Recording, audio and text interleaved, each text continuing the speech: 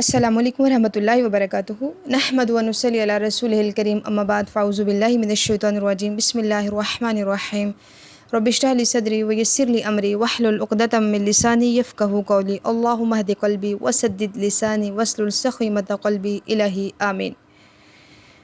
عورت اگر جاب کرتی ہے تو کیا اسے الگ سے قربانی کرنا ہوگی؟ تو انشاءاللہ ہم اس کو دیکھیں گے آج۔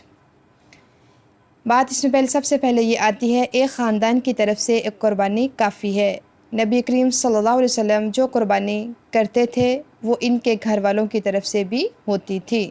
کیونکہ ہمیں احادیث سے پتہ چلتا ہے کہ نبی صلی اللہ علیہ وسلم اپنے سارے گھر والوں کی طرف سے ایک قربانی کیا کرتے تھے، تو وہ قربانی آپ صلی اللہ علیہ وسلم کو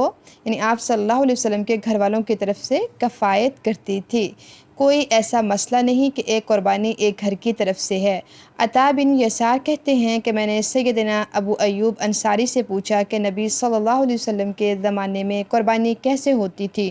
تو انہوں نے کہا کہ نبی صلی اللہ علیہ وسلم کے زمانے میں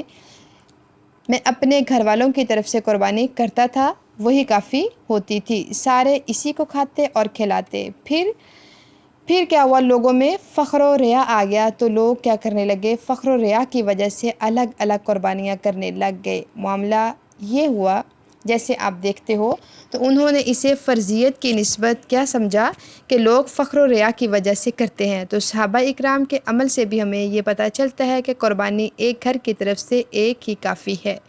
دراصل اس میں اصل مسئلہ یہ ہے کہ ہمارے ہاں یہی سمجھا جاتا ہے کہ قربانی فرضیت کا مسئلہ ہے۔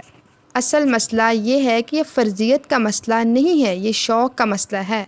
ہاں، اگر انسان اللہ کا قرب چاہتا ہے اور اس کو اس چیز کا شوق ہے، اس کی محبت ہے کہ وہ اللہ کا پسندیدہ ترین عمل بجا لائے، تو ٹھیک ہے، وہ کرے، جس کے پاس رقم بھی ہے وہ الگ قربانی کر سکتا ہے، اور جو اہل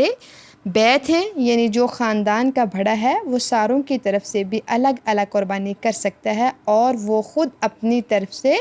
2 جانور ذبح کر سکتا ہے، کیونکہ نبی اکرم صلی اللہ علیہ وسلم سے یہ ہمیں پتہ چلتا ہے، ان کی احادیث سے ثابت ہے کہ آپ صلی اللہ علیہ وسلم عید الاضحیٰ کے موقع پر اپنی ازواج مطہرات کی طرف سے گائے ذبح کرتے تھے، قربانی کے طور پر۔ گھر کا جو بڑا ہے وہ کیا ہے، وہ اپنی طرف سے کیا ہے، اپنی طرف سے بھی قربانی کرے اور اپنے گھر والوں کے لیے الگ الگ بھی قربانی کر سکتا ہے۔ بلکہ اس سے یہ بھی اس سے بڑی بات ہے وہ یہ ہے کہ وہ خود اپنے لیے 2 قربانیاں کرے۔ جیسے نبی صلی اللہ علیہ وسلم کیا کرتے تھے، اپنی طرف سے 2 مینڈے ذبح کیا کرتے تھے، اور سیدنا انس بن مالک کہتے ہیں کہ یہی وجہ ہے کہ میں بھی 2 مینڈے ذبح کرتا ہوں، کیونکہ نبی صلی اللہ علیہ وسلم 2 مینڈے ذبح کیا کرتے تھے۔ ایک انسان اپنی طرف سے، حالانکہ معلوم یہ ہے کہ نبی صلی اللہ علیہ وسلم صاحب نصاب نہیں تھے، پھر بھی آپ صلی اللہ علیہ وسلم 2 جانور ذبح کرتے تھے، تو آپ صلی اللہ علیہ وسلم نے اپنی بیویوں کے لیے الگ بھی جانور ذبح کیا ہے، اور آپ صلی اللہ علیہ وسلم سے ایک جانور بھی ذبح کرنا ثابت ہے۔ اور آپ صلی اللہ علیہ وسلم اس جانور کے بارے میں یہ بھی فرماتے ہیں کہ یہ میری طرف سے ہے اور یہ میرے اہل بیت کی طرف سے ہے، بلکہ اس روایت میں آتا ہے کہ اہل بیت کی طرف سے آل محمد میں نبی صلی اللہ علیہ وسلم اور آپ صلی اللہ علیہ وسلم کا سارا خاندان اور امت محمد ہے۔ ایک قربانی کفایت کرتی ہے اہل بیت کو، یہ مسئلے کے طور پر بات پوچھ رہے تو کیا ہے اس میں، اگر بیوی بھی کماتی ہے یا ماں بھی کماتی ہے تو قربانی کفایت کرتی ہے۔ اگر وہ الگ الگ قربانی نہیں کر سکتے تو پھر کیا وہ گناہ گار نہیں ہوں گے؟ لیکن اگر پوچھا جائے کہ مسئلہ شوق کا ہے، تو اگر بیوی الگ نہ بھی کماتی ہو تو وہ کیا اپنے شوہر کے دیے ہوئے پیسے جمع کر کے خود قربانی کر سکتی ہے۔ اور پھر اس کے بعد کیا ہے، اگر اس کے پاس اتنی وسعت نہیں ہے تو پھر کیا ہے، وہ پیسے جمع نہیں کر سکتی، تو کیا اس کا شوہر خود کیا ہے وہ اپنی بیوی کی طرف سے الگ قربانی کر سکتا ہے۔ تو یہ پھر کیا ہے، اس طرح کی بھی ہمیں گنجائش ملتی ہے کہ خود بھی کر سکتی ہے، شوہر بھی اس کی طرف سے کر سکتا ہے۔ الگ الگ کا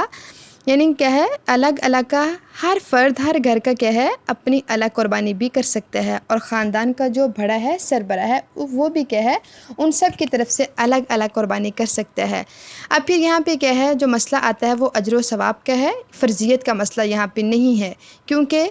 میں نے یہاں پہ آپ کو یہ بات بتاتی چلوں کہ قربانی کیا ہے، فی نفسی ہی لازم فرض نہیں ہے، ویسے بھی کہ اس کا جو مسئلہ ہے یہ سنت موقدہ کا ہے، اور اس کے لیے صاحب نصاب ہونا شرط نہیں ہے، ضروری نہیں ہے۔ بات کیا آتی ہے، شوق کی ہے، جو کرنا چاہے وہ کرے اور جس نے جو کرنا ہے وہ کرے۔